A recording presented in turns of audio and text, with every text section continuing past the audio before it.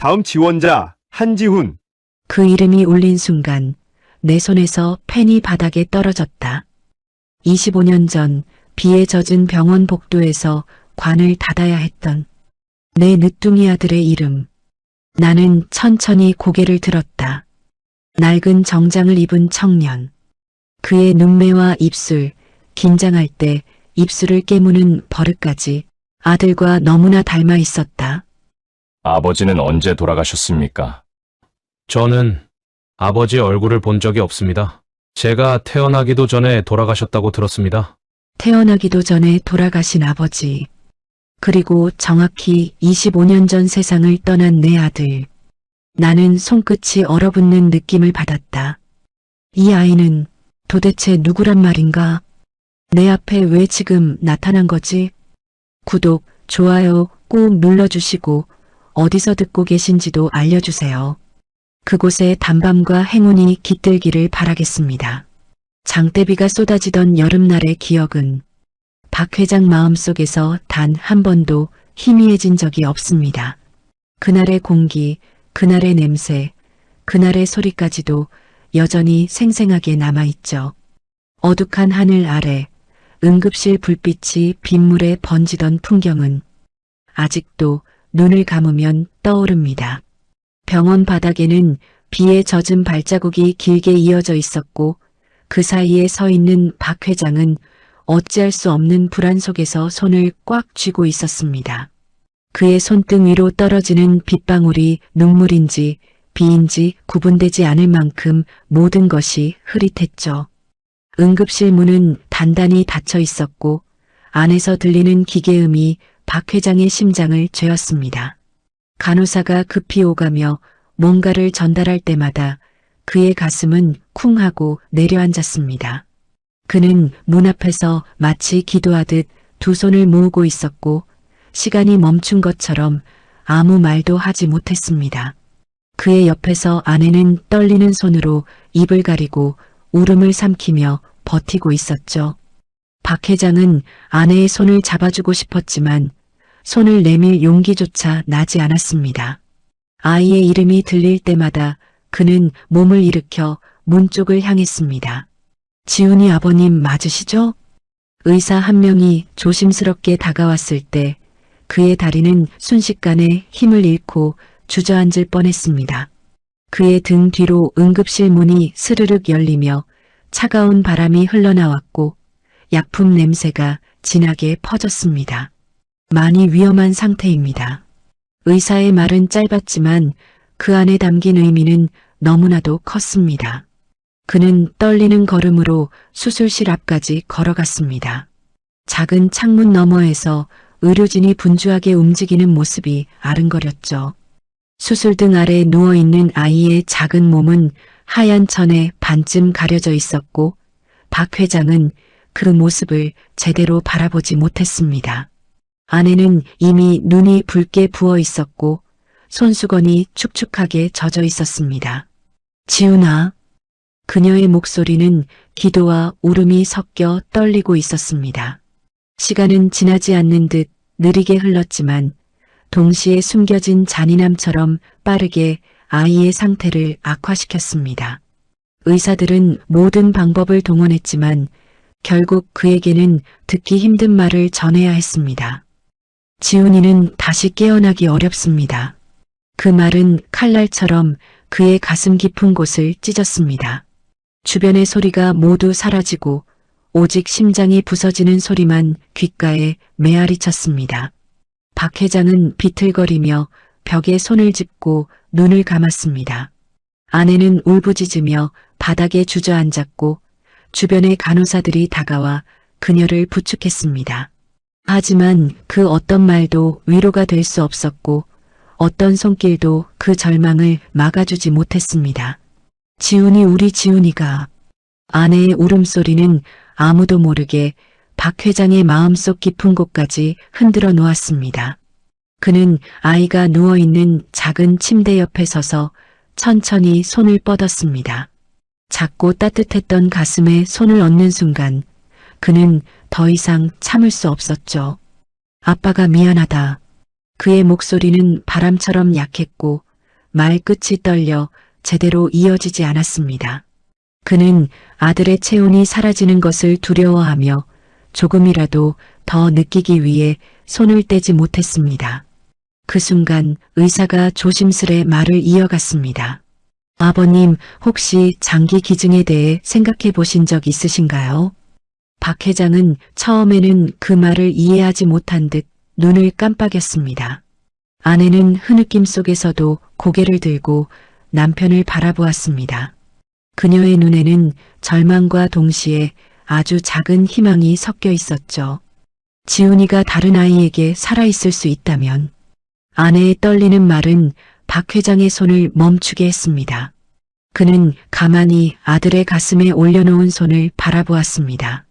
이 작은 심장이 누군가에게 다시 뛰어준다면, 그 아이가 살아갈 수 있다면, 그는 그 길만이 아들을 떠나보내는 마지막 의미가 될 거라 생각했습니다. 박 회장은 천천히 고개를 끄덕였습니다. 그의 손이 떨렸지만 결심은 단단했습니다. 지훈아, 내가 가는 길에 누군가 함께 살아갈 수 있게 해주자. 그는 마지막으로 아들의 가슴을 느리게 쓸어내렸습니다. 따뜻함은 아직 남아 있었고 그 온기는 그의 가슴 깊은 곳에도 스며들었습니다. 그날 병원 밖에는 여전히 강한 비가 내리고 있었습니다. 하지만 그의 마음속에서는 더 큰 폭우가 쏟아지고 있었죠. 그는 그 비를 피하지 않고 그대로 걸어 나왔습니다. 세상 모든 비가 그를 적셨지만 그 어느 것도 그의 상실을 씻어내지 못했습니다. 그날 이후 그의 시간은 그 자리에서 멈추었고 그는 일로 모든 감정을 묻어버리기 시작했습니다. 아침 해가 완전히 떠오르기 전 회사 건물의 로비는 여전히 조용합니다. 출입문 센서가 가끔 열렸다 닫히며 희미한 바람을 불어넣을 뿐 사람들의 발걸음이 본격적으로 몰리기 전에 정적이 공간을 감싸고 있죠. 박 회장은 늘 그렇듯 가장 먼저 회의실로 들어가 서류를 정리합니다. 하지만 오늘은 평소와 조금 다른 기운이 그의 걸음에서 느껴졌습니다. 가슴 깊은 곳에서 아주 작게 설명하기 어려운 떨림이 일어난 듯 했죠. 오늘은 신입사원 최종 면접이 있는 날이었습니다. 임원들은 전날부터 긴장한 기색을 보였지만 박 회장은 아무렇지 않은 표정으로 일정표를 넘겼습니다. 그에게 면접은 수십 번 반복해온 업무 중 하나일 뿐이었고 특별히 감정이 들어갈 여지가 없었습니다. 그러나 무의식 속에서는 이날이 지나치게 익숙해 보인다는 느낌이 떠오르고 있었습니다. 아무 일도 아닐 텐데도 그의 손끝은 서류를 넘길 때마다 잠시 멈추곤 했습니다. 직원들이 하나둘 출근하면서 회사는 점점 활기를 띠기 시작합니다.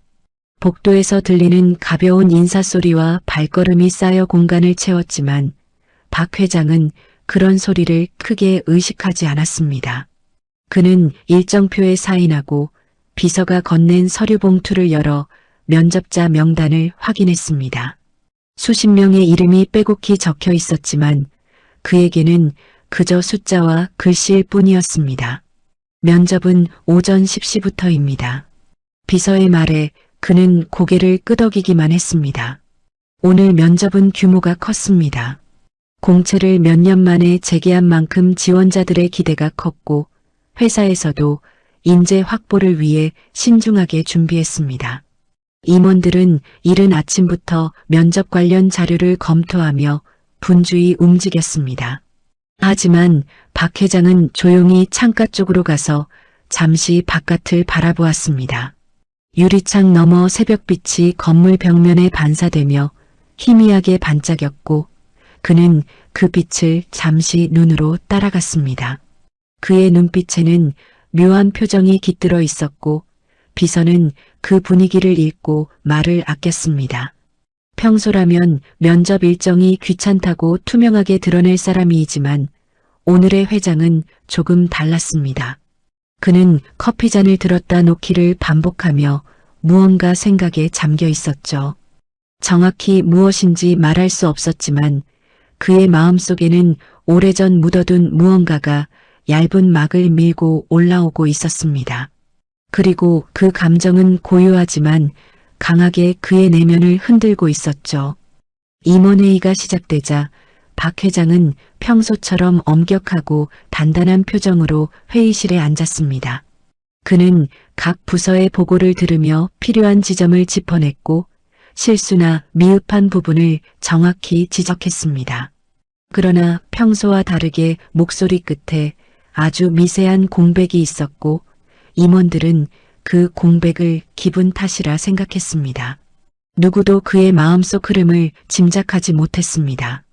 그는 누구에게도 내부의 갈등을 보이지 않는 사람이라는 사실을 누구보다 잘 알고 있었죠. 면접 시간이 가까워지자 비서는 일정표를 다시 건네며 그를 회의실 밖으로 안내했습니다. 복도를 지나며 직원들이 그에게 인사했지만 그는 거의 반응하지 않았습니다. 그의 표정은 차분했지만 시선은 어딘가 멀리 떨어진 곳을 응시하고 있었습니다. 회장님, 면접장 준비 완료되었습니다. 짧은 안내에 그는 고개를 끄덕인 뒤 아주 천천히 발걸음을 옮겼습니다. 면접장은 조용했고 책상 위에는 이력서와 평가표가 정갈하게 놓여 있었습니다. 임원들은 긴장한 기색을 감추지 못한 채 자리에 앉았지만 박 회장은 의자에 앉자마자 이력서를 하나씩 정리했습니다. 이름, 나이, 학력, 경력. 그 모든 정보는 숫자와 글씨일 뿐 그의 마음을 흔들진 못했습니다. 그의 관심은 늘 눈빛, 자세, 사람 자체에 있었기 때문입니다. 그는 서류를 넘기며 작은 한숨을 내쉬었습니다. 스펙은 화려하지만 말끝을 잇지는 않았지만 다른 임원들은 그 의미를 이미 알고 있었습니다. 그는 사람의 진정성을 보지 않으면 건물도 조직도 제대로 세워지지 않는다고 믿는 사람이었습니다. 그 믿음은 사업 철학을 넘어 인생의 생존 방식 같은 것이기도 했습니다. 면접이 시작되기 전 그는 잠시 손가락을 모으며 생각에 잠겼습니다. 책상 위에 정갈하게 놓인 볼펜은 그의 시선을 잠시 붙잡았습니다. 작은 반짝임이 들어오는 빛에 반사되어 은근히 빛났고 그 빛이 마치 오래전 기억의 한 조각을 건드리는 듯 했습니다. 그는 잠시 눈을 감았다가 천천히 다시 떴습니다. 이상하게도 오늘은 무언가 다를 것 같은 예감이 그의 마음 한구석을 차지하고 있었습니다. 면접장 밖에서는 지원자들의 긴장한 기척이 희미하게 느껴졌습니다. 문 앞에서 숨을 고르고 대기하는 소리, 낮은 목소리로 건네는 자기소개, 연습, 떨리는 발끝의 움직임까지도 박 회장의 귀에 닿았습니다. 그는 그 떨림 속에서 진심이 담긴 누군가를 만나고 싶다는 생각을 잠시 스치듯 떠올렸습니다. 그 생각은 아주 잠깐 떠올랐지만 마음속 깊은 곳에서는 잔잔한 파문을 만들어내기 시작했습니다. 회장님, 시작해도 되겠습니까? 임원의 조용한 질문에 박 회장은 고개를 듭니다. 그의 눈빛은 어느새 굳건해져 있었고 오랜 세월 익숙해진 독종의 얼굴이 다시 자리 잡았습니다.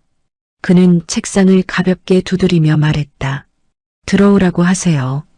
그 한마디로 면접의 시작이 선언되었고 운명은 조용히 복도 끝에서 걸어오고 있었습니다.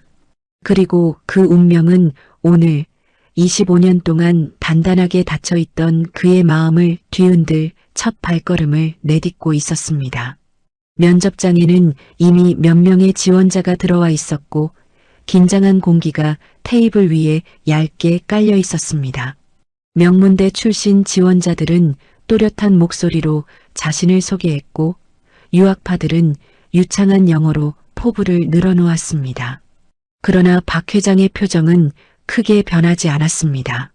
그의 시선은 언제나 지원자의 눈을 향했지만 그 눈빛에서 진짜 절실함을 발견하지 못한 듯 고요히 흔들리지 않았죠. 임원들은 회장의 심드렁한 반응에 속으로 한숨을 쉬었고 오늘도 똑같겠구나 하는 기운이 면접장에 퍼졌습니다. 몇 명의 지원자가 차례를 마친 뒤 비서가 문 쪽으로 다가가 번호를 확인했습니다. 종이에 적힌 번호를 다시 한번 확인한 뒤 그녀는 문 너머로 목소리를 높였습니다.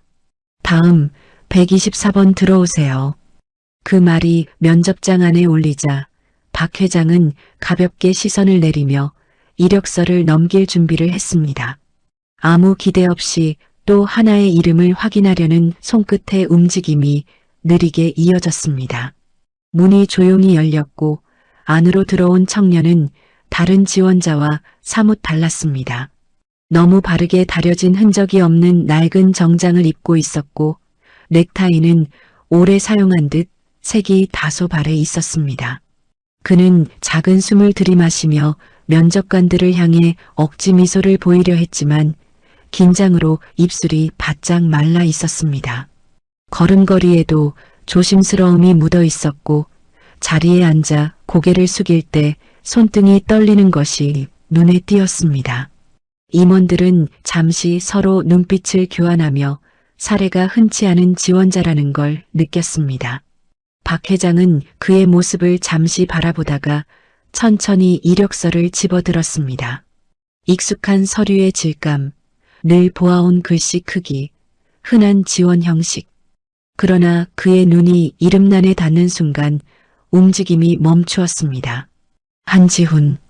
그 이름은 너무도 익숙한 울림을 가지고 있었고 그 울림은 그의 마음 깊은 곳을 서늘하게 찔렀습니다.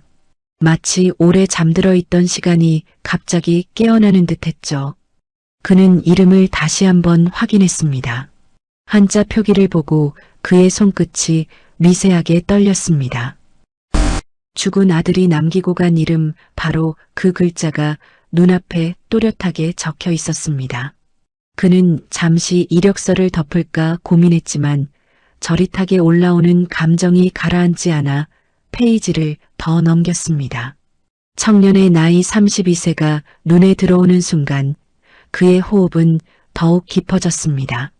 아들이 살아있었다면 바로 저 청년과 같은 나이였을 것입니다. 그 사실은 이력서의 숫자를 더 이상 단순한 숫자가 아닌 무게 있는 문장처럼 만들어버렸습니다. 박 회장은 표정을 지키기 위해 턱을 굳게 다물었고 목에 힘을 주며 감정이 드러나지 않도록 애썼습니다. 임원들은 그가 잠시 멈칫한 이유를 알지 못했지만 회장의 눈빛에서 짧은 흔들림이 있었던 것을 놓치지 않았습니다. 그러나 아무도 그 의미를 해석할 수 없었습니다. 청년은 시선을 떨구고 있었습니다. 자신의 생김과 초라한 이력이 이 방 안에서 어떤 평가를 받을지 이미 알고 있는 듯한 표정이었습니다. 그는 두 손을 무릎 위에 가지런히 올려놓았지만 손가락 끝이 계속해서 작은 떨림을 보였습니다. 입술은 말라 있었고 목젖이 긴장으로 천천히 오르내렸습니다. 그는 여러 번 숨을 고르며 마음을 다잡으려 하고 있었습니다. 면접장은 잠시 고요해졌고 박 회장은 이 고요 속에서 어떻게 말을 꺼낼지 스스로 정리해야 했습니다. 하지만 그의 입에서는 평소처럼 단단하고 날카로운 질문이 먼저 나왔습니다. 그는 감정을 누르기 위해 본능적으로 더 엄격한 자세를 취한 것이었죠. 한지훈 씨. 그 이름을 부르는 목소리는 미세하게 갈라져 있었지만 누구도 그 떨림의 의미를 알지 못했습니다. 박 회장은 다시 이력서를 내려놓고 청년을 바라봤습니다. 낡은 정장을 입은 그 청년의 눈에는 두려움과 절실함이 섞여 있었습니다. 그 눈빛은 다른 지원자들과 달랐습니다. 그리고 박 회장은 그 눈빛에서 아주 희미하게 오래전 봤던 아들의 표정을 떠올렸습니다. 그 순간 그의 마음속 깊은 곳에서 잊어버렸다고 생각했던 어떤 감정이 서서히 올라오기 시작했습니다. 그러나 그는 그 감정을 다시 누르며 목소리를 가다듬었습니다. 시작합시다. 그 말이 면접장의 공기를 다시 단단하게 만들었습니다. 하지만 아무도 몰랐습니다. 그 한마디를 내뱉는데 그가 얼마나 큰 힘을 썼는지, 그리고 그의 세상이 조용히 흔들리기 시작한 것을 면접장은 서늘한 긴장 속에 잠시 멈춰 있었습니다. 방 안의 공기가 조금 무겁게 가라앉아 있고 지원자의 숨소리조차 희미하게 들릴 만큼 고요했죠. 박 회장은 이력서를 천천히 내려놓고 두 손을 맞잡았습니다. 감정을 감추기 위해 손가락에 힘을 주었고 눈빛은 평소처럼 단단하게 굳어 있었습니다. 그러나 그의 마음속 깊은 곳에서는 미세한 떨림이 여전히 잔잔한 파문처럼 퍼지고 있었죠. 청년은 고개를 숙인 채 얼굴을 들지 못하고 있었습니다. 자신의 이름이 불린 순간부터 마음이 복잡하게 뒤섞여 있었고 이미 면접관들의 시선이 자신을 평가하고 있다는 사실을 잘 알고 있었습니다. 낡은 정장과 오래된 가방, 토익 점수도 없는 이력. 그는 스스로의 약점을 너무 잘 알고 있었기에 긴장감이 더 깊게 자리 잡아 떨림을 멈출 수 없었습니다. 그의 손가락 끝은 무릎 위에서 작게 떨렸고 어깨는 불안한 호흡에 따라 천천히 들썩였습니다. 박 회장은 청년의 모습에서 눈을 떼지 않고 침착하게 입을 열었습니다. 한지훈 씨. 그 목소리는 평소보다 단단해 보였지만 속으로는 자신도 모르게 흔들리고 있었습니다. 이름을 부르는 순간 그의 심장은 살짝 조여드는 듯했고 오래전 기억이 문틈 사이로 기어들어오는 느낌이 들었죠. 그는 다시 감정을 누르기 위해 더 엄격한 태도로 목소리를 정비했습니다. 그리고 질문이 이어졌습니다. 우리 회사는 경쟁이 치열합니다. 박 회장의 시선이 이력서와 청년 사이에서 천천히 움직였습니다. 지방사립대 외국어 성적도 없고 다른 지원자들에 비해 스펙이 부족한데요. 말끝은 차갑게 떨어졌고 면접장 안의 공기는 더욱 팽팽하게 끌어올려졌습니다. 임원들은 이 상황이 익숙하다는 듯 조용히 눈을 피했습니다. 박 회장은 마지막 문장을 깊은 호흡으로 마무리했습니다. 우리가 왜 당신을 뽑아야 한다고 생각합니까? 그 질문은 지원자에게만 향한 것이 아니라 스스로의 감정을 묻기 위한 것처럼 들렸습니다. 단단한 말투 속에는 설명할 수 없는 혼란과 감정이 숨어 있었죠. 그러나 아무도 그걸 알아채지 못했습니다. 면접장에는 오직 질문의 무게만 남아 있었습니다. 청년은 잠시 숨을 들이마셨습니다. 눈을 들려 했지만 눈동자가 흔들려 쉽게 바라보지 못했습니다. 그는 긴장으로 굳어있던 손을 살짝 떼어내고 바지 위에 스쳤습니다. 손바닥에 식은 땀을 닦아내며 조심스럽게 호흡을 가다듬었죠. 그러나 목 뒤로 뜨거운 열기가 올라오는 것은 숨길 수 없었습니다. 그의 시선이 조심스럽게 박 회장을 향했습니다. 언제부터인지 모르게 눈가에 작은 빛이 생겼는데 그건 흔들리는 마음속에서 끌어올린 용기였습니다. 청년은 한 번 더 숨을 들이마신 뒤 상반신을 세우며 자세를 바로 잡았습니다. 긴장과 두려움 속에서 작은 결심이 자리 잡은 듯 표정이 조금씩 단단해졌습니다. 그 순간 박 회장은 그의 눈에서 처음으로 무언가를 읽었습니다. 면접장의 공기가 아주 천천히 바뀌기 시작했습니다. 임원들은 청년이 쉽게 말을 잇지 못하는 모습을 보며 조용히 고개를 돌렸습니다. 평소 같았으면 이 시간은 조용히 지나갔을 장면이지만 오늘은 모든 것이 조금 다르게 느껴졌습니다. 박 회장은 자신도 모르게 청년이 입을 열기를 기다렸습니다. 그 기다림 속에는 설명할 수 없는 떨림이 희미하게 섞여 있었죠. 그러다 청년이 마침내 입을 열었습니다. 목소리는 떨렸지만 눈동자에는 분명한 힘이 깃들어 있었습니다. 그는 천천히 말했습니다. 저는 입술이 마르고 숨이 걸렸지만 그는 다시 마음을 붙잡았습니다. 덤으로 사는 인생이기 때문입니다. 그 말이 떨어지는 순간 면접장은 미세하게 흔들렸습니다. 박 회장은 숨을 들이쉬다 잠시 멈춰버렸고 다른 임원들은 놀라 눈을 크게 떴습니다. 말뜻을 완전히 이해하지 못한 사람들이 많았지만 어떤 강렬한 울림이 그 문장 속에 담겨 있었습니다. 박 회장은 청년의 표정을 바라보며 느리게 눈을 좁혔습니다. 그 문장이 어디로부터 나오는지 본능적으로 알고 싶어진 것이었죠. 그리고 그 순간 그의 마음속 오래 묶어두었던 문 하나가 아주 조용하게 흔들리기 시작했습니다. 청년의 마지막 말이 떨어진 뒤 면접장은 잠시 얼어붙은 듯 조용했습니다. 그 말은 단순히 인생의 마음가짐을 표현한 것처럼 들릴 수도 있었지만 청년의 눈빛은 그 이상을 담고 있었죠. 박 회장은 그 눈빛을 바라보며 설명할 수 없는 미묘한 떨림을 느꼈습니다. 마치 오래전 기억의 문을 누군가 두드리는 듯한 감각이 마음속 깊은 곳을 건드렸습니다. 그는 무의식적으로 등을 곧게 세우고 청년에게 다시 시선을 집중했습니다. 청년은 박 회장의 눈빛을 잠시 바라보다가 숨을 들이쉬며 말을 이었습니다. 그의 목소리는 조금 떨렸지만 숨겨진 용기가 서서히 모양을 갖추고 있었습니다. 제가 덤으로 산다는 말은 그냥 하는 말이 아닙니다. 그는 손가락 끝을 맞잡으며 가슴 쪽으로 시선을 살짝 내렸습니다. 그 동작은 조용하지만 의미 있는 움직임이었죠. 저는 7살 때 심장병으로 시한부 판정을 받았었습니다. 그 말에 임원 한 명이 놀란 듯 몸을 살짝 일으켰습니다. 청년의 목소리는 흔들렸지만 그 흔들림 속에는 숨겨진 진심이 고요하게 자리 잡고 있었습니다. 병원에서는 제게 오래 버티기 어렵다고 했습니다.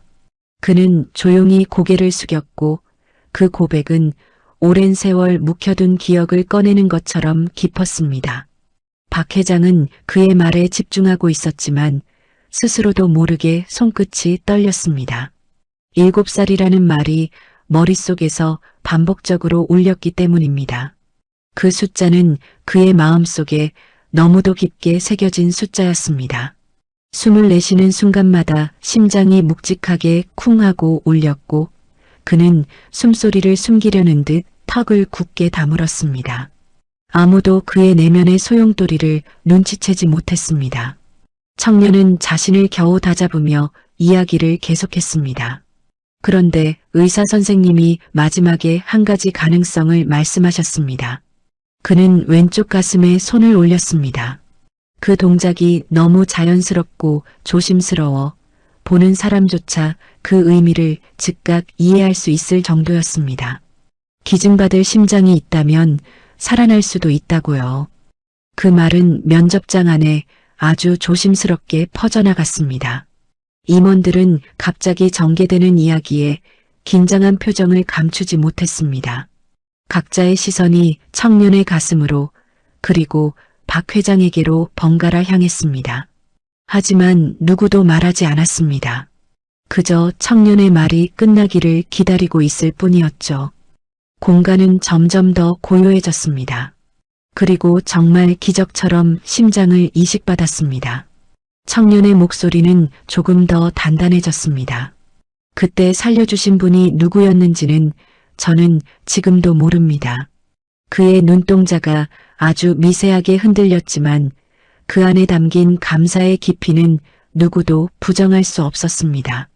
하지만 누군가의 선택 덕분에 저는 지금 이렇게 살아 있습니다.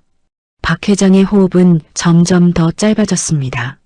그는 청년의 말 하나하나가 자신에게 향해 오는 듯한 느낌을 강하게 받았습니다.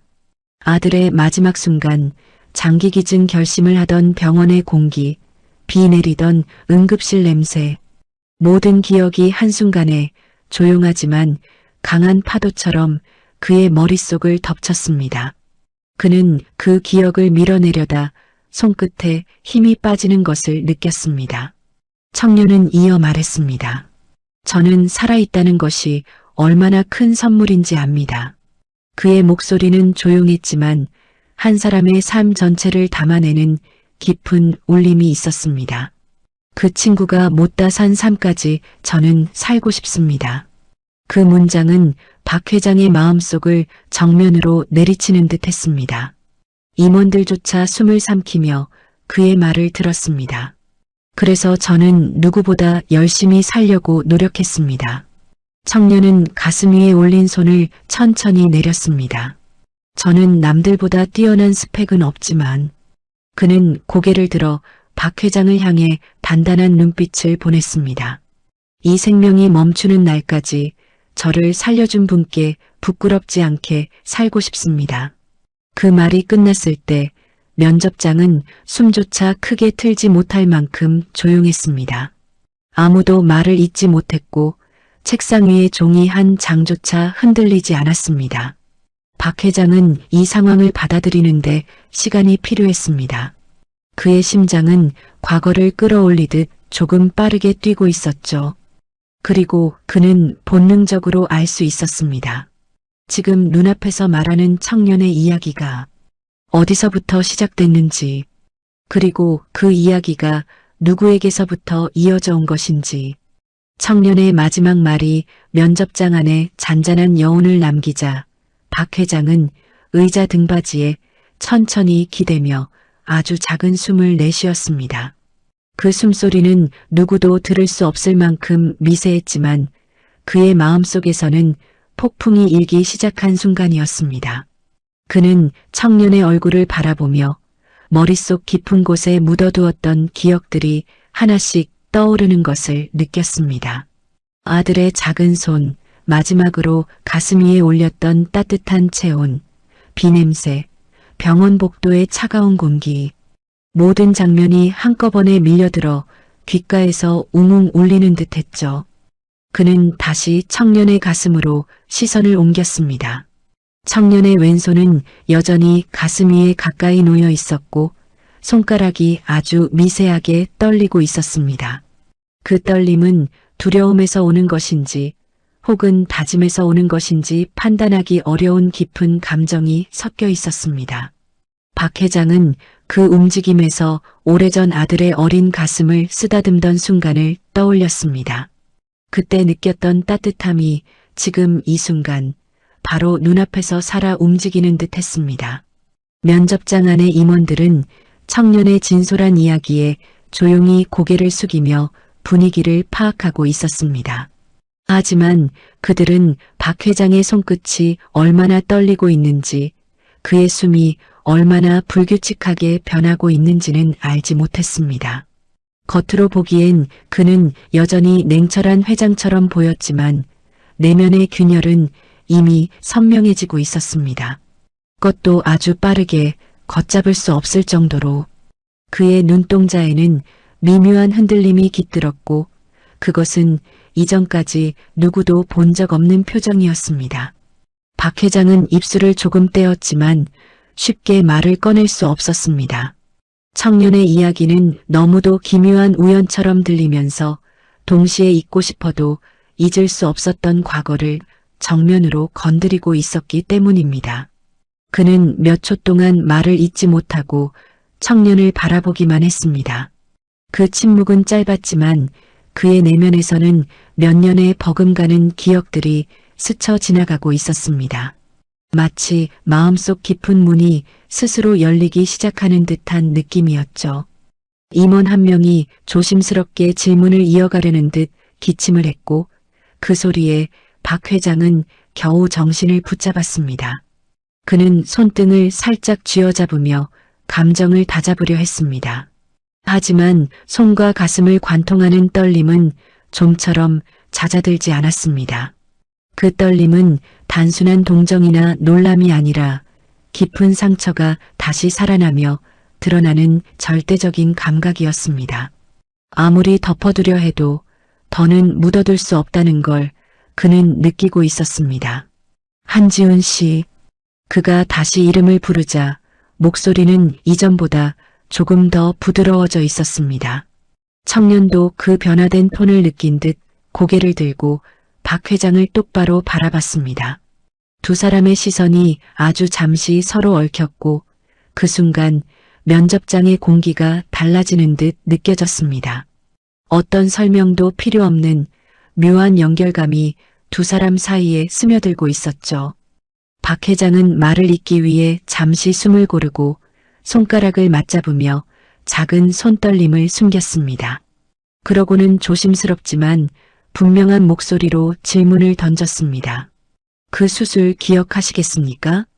그 한 문장은 그의 내면 깊은 곳에서 올라온 잊고 싶었지만 잊지 못한 질문이었습니다. 임원들은 그 질문이 평소 박 회장의 방식과 다르다는 것을 알아차렸지만 그 의미를 제대로 파악하진 못했습니다. 청년은 눈을 깜빡이며 조심스럽게 고개를 끄덕였습니다. 네, 아주 선명하게 기억합니다. 그는 왼쪽 가슴 위로 다시 손을 가져가며 천천히 말을 이었습니다. 그날을 저는 절대 잊을 수 없습니다. 그 말은 박 회장의 심장 깊숙한 곳을 또 한 번 쿵 하고 흔들어 놓았습니다. 이제 회장은 확신할 수 없지만 동시에 마음으로는 이미 알고 있었습니다. 그가 지금 듣고 있는 이야기가 단순한 우연이 아니라는 것을. 그의 아들이 떠난 그 해에, 그 비의 날, 그 마음 찢어지던 순간, 그날과 이어진 또 하나의 생명이 눈앞에서 살아 숨쉬고 있다는 것을. 박 회장은 시선을 피하지 못한 채 청년을 바라보았습니다. 그의 손끝은 점점 더 떨려왔고 벽처럼 단단하던 마음은 조금씩 무너지고 있었습니다. 면접장의 시간은 천천히 흘렀지만 그의 내면에서는 25년 동안 멈춰있던 시간이 다시 움직이기 시작했습니다. 그리고 그는 깨닫고 있었습니다. 이 청년의 이야기 속에 자신이 잃어버렸던 모든 것이 담겨 있다는 사실을. 면접장은 침묵 속에서 조심스럽게 숨을 고르고 있었습니다. 청년의 이야기가 끝난 지금 공기 자체가 묵직해진 듯 느껴졌고 그 안에서 박 회장은 거의 움직이지 못한 채 자리에 앉아 있었습니다. 그의 손가락은 맞잡은 채 미세하게 떨리고 있었고 눈빛은 이미 깊은 혼란 속에서 벗어나지 못하고 있었습니다. 청년이 들려준 이야기의 시간과 나이, 그리고 살아난 이유까지 모든 퍼즐 조각이 그의 기억 속 한 지점과 정확하게 맞닿아 있었기 때문이죠. 박 회장은 천천히 숨을 들이쉬었지만 심장은 여전히 중구난 방으로 뛰었습니다. 조용한 숨소리조차 어딘가에서 흩어지는 듯하고 그의 몸속 깊은 곳에서 오래 잠들어 있던 감정이 다시 꿈틀대기 시작했습니다. 손끝에 감각이 점점 사라지는 듯했고 청년의 한마디 한마디가 그의 귀 속에서 울림처럼 커지고 있었습니다. 그는 이 상황을 설명할 수 없었습니다. 그저 확인해야 한다는 생각만이 그를 붙잡고 있었죠. 박 회장은 조용히 고개를 들어 청년을 바라봤습니다. 그 눈빛은 엄격했던 회장의 눈빛이 아니라 먼 기억을 찾아 헤매는 아버지의 눈빛에 가까웠습니다. 청년은 그 시선을 느끼고 살짝 긴장한 듯 어깨를 바로 세웠습니다. 두 사람의 시선이 잠시 얽혔고 면접장 안의 모든 소리는 사라진 것처럼 느껴졌습니다. 마치 두 사람만이 방 안에 남은 듯한 고요가 흐르고 있었죠. 박 회장은 드디어 입을 열었습니다. 목소리는 낮고 조심스러웠으며 깊은 떨림을 숨기지 못했습니다. 그 수술받은 날이 언제였습니까? 그는 그 한 문장을 말하기 위해 수십 년 묵은 감정과 싸워야 했습니다. 임원들은 그의 목소리가 평소와 전혀 다르다는 사실을 바로 느꼈습니다. 청년은 놀란 듯 눈을 크게 떴습니다. 자신의 수술 날짜가 면접 질문이 될 거라 생각조차 하지 못했기 때문이죠. 그러나 그는 곧 조심스럽게 고개를 끄덕이며 대답하려 입을 열었습니다. 그에게 그 날짜는 잊을 수 없는 날이었습니다. 그날이 있었기에 지금의 자신이 존재한다는 사실을 너무 잘 알고 있었기 때문입니다. 1999년 7월 15일입니다. 청년의 목소리는 담담했지만 그 문장이 박 회장의 가슴에 꽂히는 순간 그의 세계는 잠시 무너졌습니다. 그는 숨을 들이마시며 손등을 조용히 쥐었고 시선이 흔들리는 것이 분명히 드러났습니다. 다른 임원들은 그 순간을 보고도 무슨 이유인지 이해하지 못했습니다. 그러나 그 숫자는 박 회장에게 모든 것 같은 의미를 가진 날이었죠. 아들의 기일. 비가 억수같이 쏟아지던 그날. 아들의 마지막 체온이 자신의 손바닥 아래서 사라져갔던 바로 그날. 그날의 아픔과 기억이 한꺼번에 복도 끝에서 달려와 그의 가슴을 세차게 후려쳤습니다. 그의 호흡은 흔들렸고 오래 참아왔던 감정은 걷잡을 수 없이 올라오기 시작했습니다. 박 회장은 의자에 앉아 있지만 마음은 이미 25년 전의 병원 복도로 돌아가 있었습니다. 그는 차가운 수술실 앞에서 손을 떨며 아내와 함께 서 있었고 아이의 마지막 가슴을 손끝으로 느끼던 그 순간이 생생하게 떠올랐습니다. 그때 간호사가 말했던 한 문장까지도 그대로 메아리 쳤습니다. 심장을 받게 될 아이가 한 명 있습니다. 그는 그 말을 들을 때도 누군가가 살아남기를 바랐습니다. 당시에는 그것만이 위안이었죠.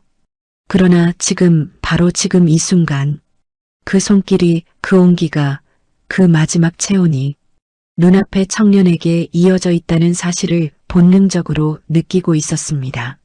그는 시선을 떨구었다가 다시 청년에게로 올렸습니다. 눈빛은 이제 더 이상 회장의 것이 아니었습니다. 박 회장은 떨리는 목소리로 가까스로 말을 잇고 싶었지만 아무 말도 나오지 않았습니다. 청년은 박 회장의 변화된 표정을 보며 자신도 모르게 가슴을 쓸어내렸습니다. 그의 안에서도 알 수 없는 떨림이 시작되고 있었죠. 면접장은 숨조차 크게 쉴 수 없는 고요 속에 있었습니다. 그리고 그 고요 속에서 박 회장은 깨닫고 있었습니다. 세상이 준비한 어떤 만남보다 인생이건 가장 기적에 가까운 순간이 지금 그의 눈앞에 펼쳐지고 있다는 것을. 박 회장은 몸을 일으키려 했지만 다리에 힘이 제대로 들어가지 않아 천천히 의자에서 손을 짚고 일어섰습니다. 그의 움직임은 평소처럼 단단하지 않았고 마치 어디선가 뜯겨져 나간 듯 불안하게 흔들렸습니다. 임원들은 그가 갑자기 자리에서 일어난 이유를 알 수 없어 서로 눈빛을 교환했지만 누구도 말을 걸 용기를 내지 못했습니다.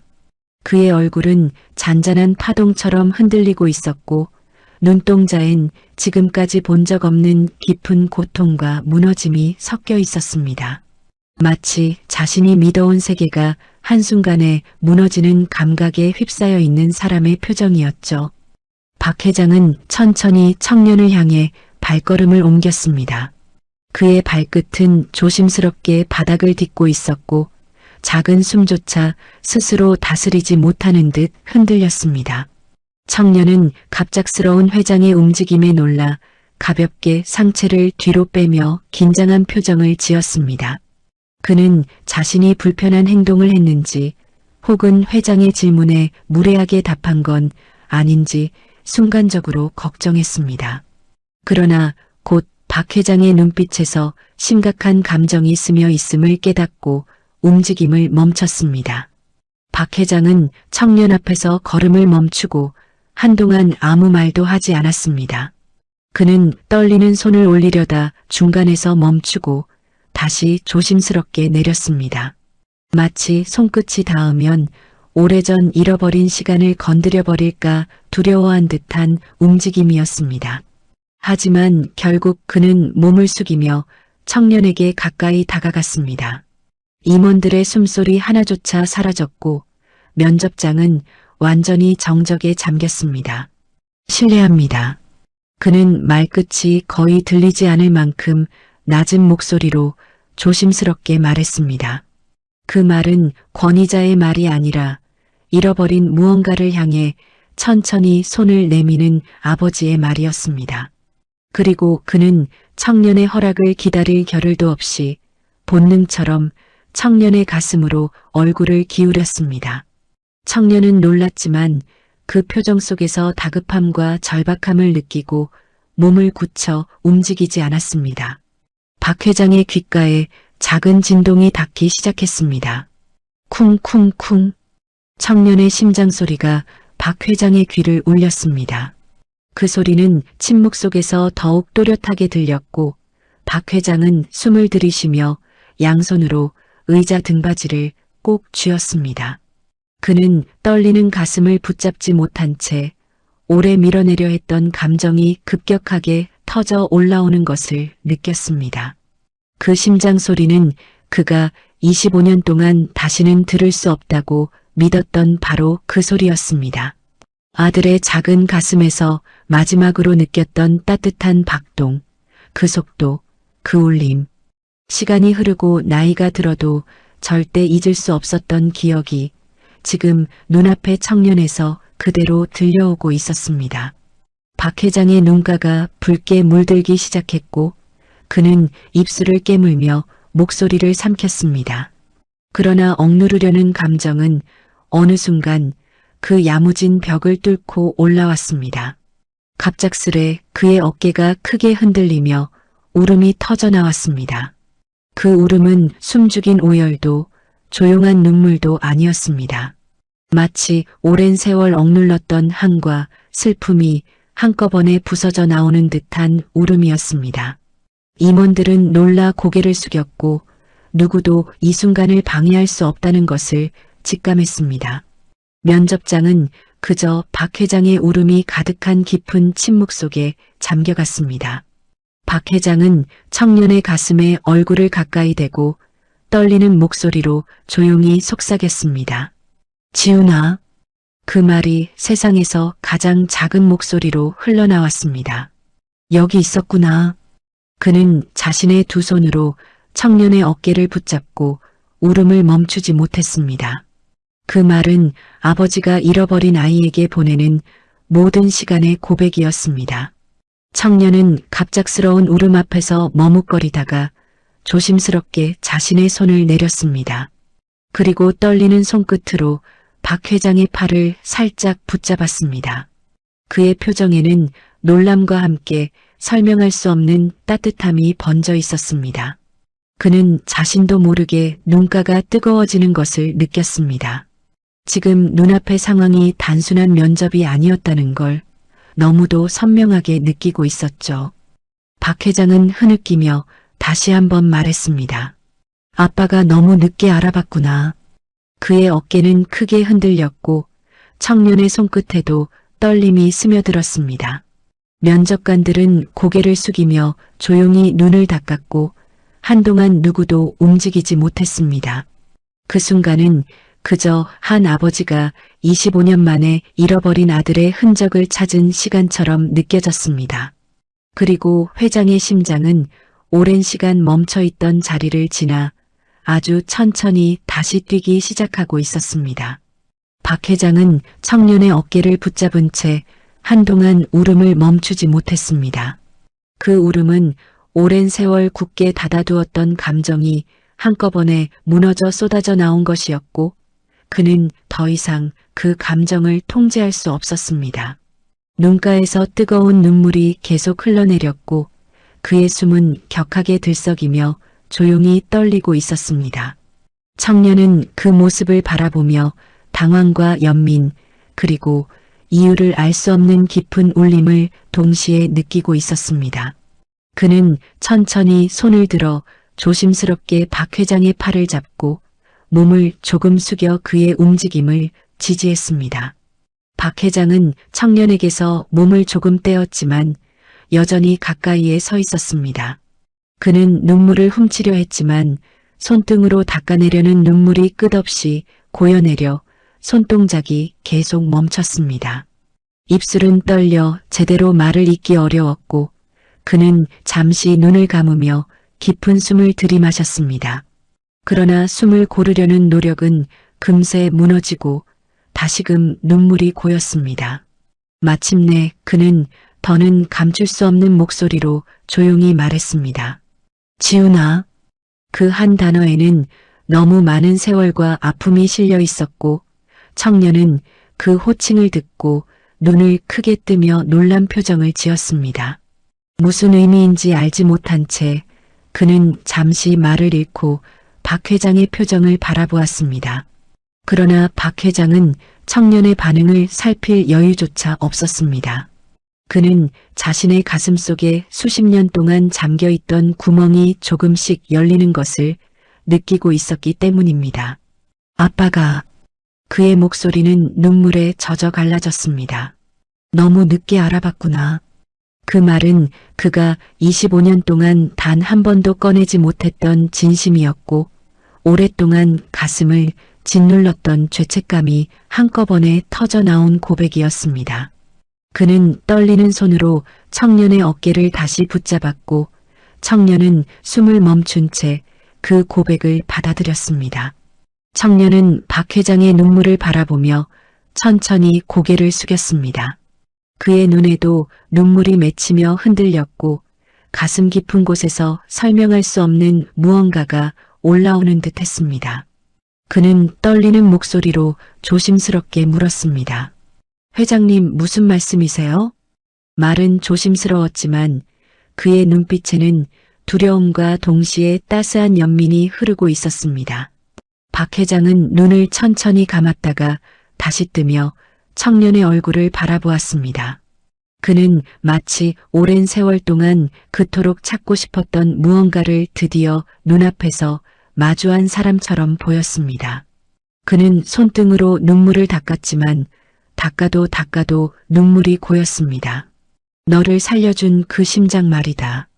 그 말에 임원들은 숨을 삼키며 서로를 바라봤고 방 안의 공기는 더 깊어진 침묵에 잠겼습니다. 청년은 눈을 깜빡이며 천천히 자신의 가슴 위로 손을 올렸습니다. 그 심장이, 그는 낮은 목소리로 조용히 대답했습니다. 저를 살렸습니다. 그 말은 감사와 존경, 그리고 아직 이해하지 못한 감정의 혼합이었습니다. 그는 가슴 위에 손을 얹은 채 박 회장의 다음 말을 기다렸습니다. 박 회장은 다시 한번 조용히 속삭였습니다. 그 심장은 내 아들의 심장이었다. 그 말은 공기 속으로 천천히 흩어졌지만 면접장 안을 가득 채우는 엄청난 울림이 있었습니다. 청년은 처음 듣는 말에 순간 숨을 멈추었고 자신의 심장 소리가 귀 안에서 크게 울리기 시작했습니다. 그는 믿기 어렵다는 듯 두 눈을 크게 뜨고 박 회장을 바라보았습니다. 그의 표정에는 충격과 혼란, 그리고 알 수 없는 따뜻한 떨림이 뒤섞여 있었습니다. 박 회장은 청년의 손 위에 자신의 떨리는 손을 포개었습니다. 너를 살려준 아이가 우리 지훈이었다. 그의 입술은 계속 떨렸고 모든 말은 눈물에 젖어 흔들렸습니다. 너를 이렇게 만나게 된 게 기적이야. 그 말은 지친 영혼이 수십 년 만에 처음 꺼낸 희망과도 같았습니다. 청년은 눈가에 뜨거운 눈물을 머금으며 조용히 고개를 숙였습니다. 가슴 위의 박동은 점점 더 빠르게 뛰었고 그 소리는 박 회장의 귀에도 희미하게 울려 퍼지고 있었습니다. 청년은 떨리는 목소리로 조심스레 말을 건넸습니다. 회장님. 그는 말끝을 제대로 내릴 수 없었지만 박 회장은 그 한 단어 속에 담긴 진심을 온전히 느끼고 있었습니다. 그리고 그 순간 두 사람은 말로 설명할 수 없는 깊은 연결 속에 서 있었습니다. 25년의 시간과 잃어버린 슬픔, 그리고 살아남은 삶이 모두 한 점에서 만나는 순간이었죠. 면접장은 더 이상 면접장이 아니었습니다. 그곳은 한 아버지와 그 아들이 남긴 심장을 품은 청년이 서로의 삶을 마주한 자리였습니다. 그날 박 회장은 처음으로 과거에 갇혀있던 마음의 문이 열리는 것을 느꼈습니다. 그리고 그는 아주 천천히 하지만 확실하게 깨닫고 있었습니다. 자신이 잃었다고 믿었던 모든 것이 완전히 사라진 것이 아니었다는 사실을. 박 회장은 여전히 눈가가 젖은 채 청년을 바라보고 있었습니다. 감정이 완전히 가라앉지는 않았지만 그의 얼굴에는 오랜 세월 동안 보이지 않던 따뜻함이 조금씩 번지고 있었습니다. 면접장은 여전히 조용했고 임원들은 감히 숨소리조차 크게 내지 못한 채 두 사람의 모습을 지켜보고 있었습니다. 그들은 지금 벌어지는 이 순간이 단순한 감정적 만남이 아니라 인생에서 다시 오지 않을 기적 같은 장면이라는 것을 직감하고 있었죠. 청년도 박 회장의 떨리는 눈빛을 보며 자신도 알 수 없는 든든함과 울림을 느끼고 있었습니다. 박 회장은 천천히 뒤로 물러서며 서류를 정돈하려는 듯 보였지만 손끝은 여전히 약하게 떨리고 있었습니다. 그는 청년을 향해 다시 눈길을 주며 조용히 입을 열었습니다. 한지훈 씨, 잠시 자리 좀 옮겨서 이야기할 수 있겠습니까? 그의 목소리는 여전히 부드러웠고 조금의 절실함까지 담겨 있었습니다. 청년은 놀란 얼굴로 고개를 끄덕이며 자리에서 천천히 일어났습니다. 둘은 면접실을 나와 조용한 회의실 안으로 들어갔습니다. 임원들은 뒤에서 그 모습을 바라보며 서로 속삭이지도 못한 채 회장의 뒷모습만 지켜보았습니다. 문이 닫히자마자 회의실 안은 작은 차분한 조명을 받으며 고요한 분위기로 바뀌었습니다. 박 회장은 창문 밖을 잠시 바라보다가 청년을 향해 몸을 돌렸습니다. 그의 시선은 이제 더 이상 회장의 시선이 아니었습니다. 지훈 씨, 그는 이름을 다시 부르며 손등을 조용히 쥐었습니다. 죄송합니다. 방금은 감정을 주체하지 못했습니다. 그의 말투에는 결코 회사나 면접 자리에서 들을 수 없는 진심과 겸손이 담겨 있었죠. 청년은 고개를 젓고 조용히 말했습니다. 괜찮습니다, 회장님. 박 회장은 청년에게 앉으라고 손짓한 뒤 마주 앉았습니다. 당신이 살아온 이야기를 들으며 많은 생각이 들었습니다. 그는 말을 잇다가 잠시 멈추며 호흡을 고르려 애썼습니다. 당신을 살린 그 심장, 그 아이는 제 아들입니다. 그 말은 이미 앞선 감정의 순간에서 나왔지만 이제는 조금 더 잔잔하게 가라앉은 톤으로 다시 한번 건네졌습니다. 청년은 숨을 들이켰고 시선이 아래로 떨어졌습니다. 그는 자신의 가슴 위에 손을 올리고 그곳에서 뛰는 박동을 느끼려는 듯 천천히 눌렀습니다. 정말 그런 건가요? 그의 목소리는 떨렸습니다. 박 회장은 조용히 고개를 끄덕였습니다. 우리가 장기 기증을 결심했던 그날 비가 참 많이 내렸습니다. 창밖으로 비치는 햇빛이 회의실 안으로 길게 드리워졌습니다. 박 회장은 눈을 잠시 감으며 더듬더듬 말을 이어갔습니다. 아내도 떠난 지 오래입니다. 그 아이를 보내고 아내는 마음을 많이 병들었죠. 그의 말은 가슴을 파고들 듯 조용하고 깊었습니다. 청년은 말을 잇지 못하고 조심스레 박 회장을 바라보았습니다. 저는 매일 일만 했습니다. 박 회장은 손바닥을 내려다보며 낮은 목소리로 말을 이어갔습니다. 그 아이를 생각하지 않으려고 하루 종일 회사에 붙어 있었습니다.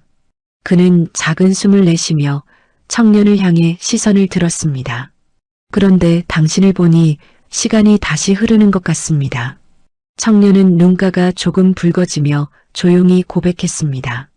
저는 제 심장이 누구의 것인지 모른다는 게 늘 마음에 남아 있었어요.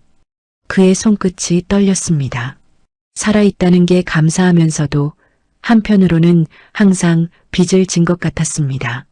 그 목소리에는 평생 짊어지고 살아온 무거운 마음이 담겨 있었습니다. 박 회장은 청년의 손등 위에 자신의 손을 올렸습니다. 따뜻한 체온이 두 사람 사이에 조심스럽게 전해졌습니다. 지훈 씨, 그는 아주 부드럽게 말했습니다.